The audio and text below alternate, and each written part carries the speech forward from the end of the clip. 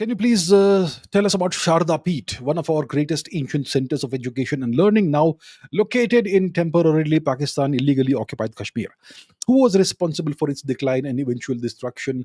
Who destroyed it? What was the temple and university like at the peak? At its peak, what kind of knowledge was imparted there? What were the qualifications of the scholars and teachers associated with it? Are there any books there where we can get all the possible clear details of Sharda Peeth, and so on? Look, I am not aware of any books. I don't think anyone has bothered to write a detailed book about Sharda Peeth and so on. Our historians, they are engaged in all kinds of activities that have nothing to do with Indian history. So I don't know of any books about Sharda Peeth. I have read from various different sources. I don't even remember the sources. I can go and look them up again. There are obviously research papers and uh, fragments of knowledge and information from various books here and there, but the books aren't about Sharda Peeth, right?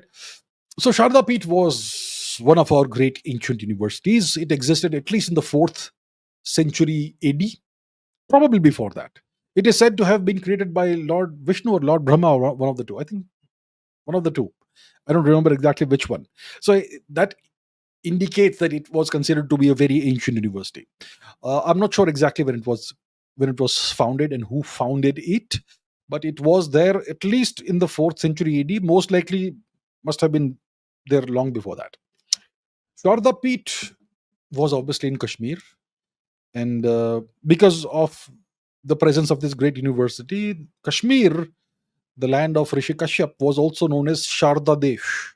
Sharda is obviously Saraswati, the goddess of knowledge and wisdom. And some of the major patrons of this great university were the great king Lalitaditya Muktapida and his successors. So that's around the 7th, 8th centuries AD, 8, 9, 10, 11th century AD. Around that time was the peak of this university. The peak, I mean, the greatest extent, and the peak of its fame, the peak of its attraction for students all across the subcontinent, maybe beyond that, right? You would have scholars coming in from what is currently the Chinese occupied Xinjiang, etc. That was a completely Indianized region. You had uh, scholars like Kumara Jiva, etc., who were associated with the university. Uh, it is said that Jagat Guru Shankaracharya was also associated with the university.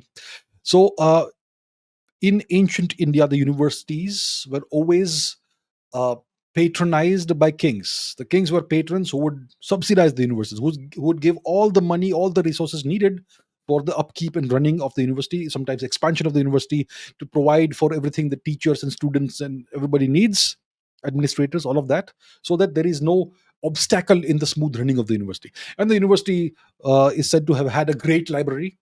We know that what happened in Nalanda, right? Sharda Peeth also had a great library. God knows how many texts were there. And the Sharda script comes emerged out of, well, the Sharda University, most likely.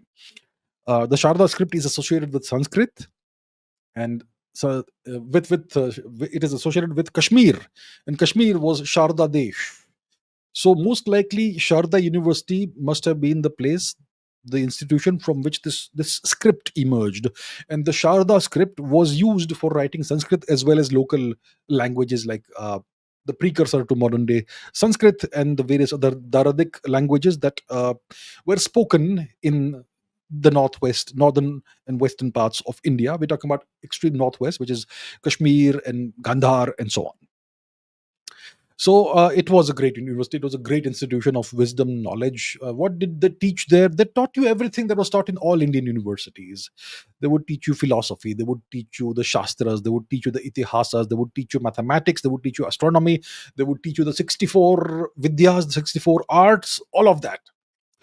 Everything you were taught in Nalanda or Takshashila or Telhara or Vikramshila or Udantapuri or Vallabhi or whatever, everything, all of the same things were also taught in Sharda University.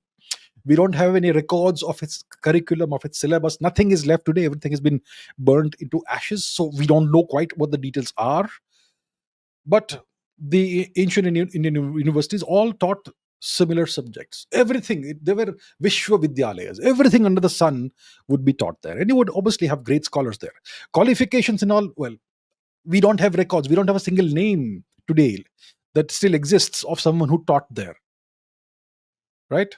We know that Jagat Guru Shankaracharya was associated with it. We know that Kumara Jiva, the great Central Asian scholar of Indian and Kashmiri ancestry, he was also associated with the Sharda Peeth, but we don't know the details of what they taught, what was the curriculum like, what texts they may have used, and so on. All of that is been wiped out, and we don't know.